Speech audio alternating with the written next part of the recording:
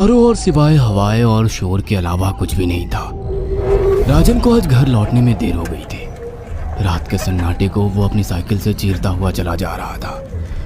वो गांव की नदी तक पहुंचा ही था कि तभी उसे नदी के पास एक काला साया दिखाई दिया जो नदी के किनारे पानी को घूरे जा रहा था।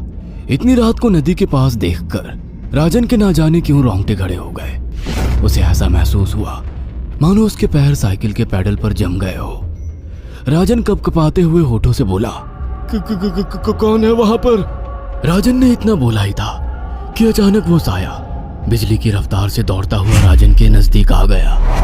राजन की नजर जैसे ही उस साये पर पड़ी, उसके हलक से एक भयानक चीख निकल गई। इस घटना के 1 महीने बाद अर्जुन का सारा ध्यान ड्राइविंग पर था। उसकी पत्नी शिखा कार में ड्राइविंग सीट के बगल में बैठी हुई एक मैगजीन पढ़ रही थी। शिखा ने मैगजीन रखकर अर्जुन की ओर देखकर कहा, और कितनी दूर रह गया है तुम्हारा गांव अर्जुन? बस थोड़ी दूर रह गया है, आधे घंटे में हम पहुंच जाएंगे। तुम्हारे चेहरे पर इतनी टेंशन क्यों है? टेंशन क्यों नहीं होगी शिखा, मैंने अपनी माँ को बगैर बताए तुमसे लंदन में शादी जो कर ली। पता नहीं माँ तुम्हें देखकर कैसे रिएक्ट करेगी। डोंट वरी अर्जुन, मुझ पर भरोसा रखो। तुम्हारी माँ को मनाने की जिम्मेदारी मेरी है। आई होप शिखा ऐसा ही हो।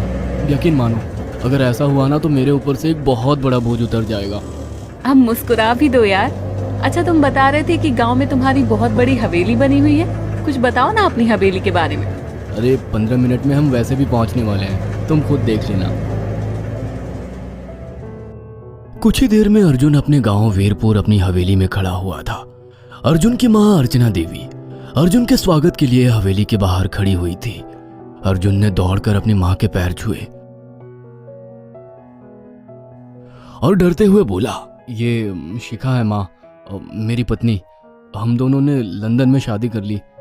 अर्जुन की बात सुनकर अर्चना देवी मुस्कुराकर बोली, कोई बात नहीं बेटा, एक ना एक दिन तो तुझे शादी करनी ही थी। इतना बोलकर अर्चना ने अपनी बहू को गले लगा लिया और वो अंदर आने का इशारा करती हुई वहां से चली गई। अर्जुन को अपनी माँ का ये बिहेवियर देखकर बहुत ज्यादा हैरत हुई। उसे उसकी माँ इस बार बहुत बदली हुई सी लगी। अर्जुन पूरे 10 साल बाद लंदन से आया था। अर्जुन उन्हीं ख्यालों में खोया हुआ था कि उसके कानों में उसकी पत्नी शिखा की आवाज टकराई। अब क्या बाहर ही खड़े रहने का इरादा है क्या? अंदर नहीं चलोगे? कौन से ख्यालों में गुम हो गए?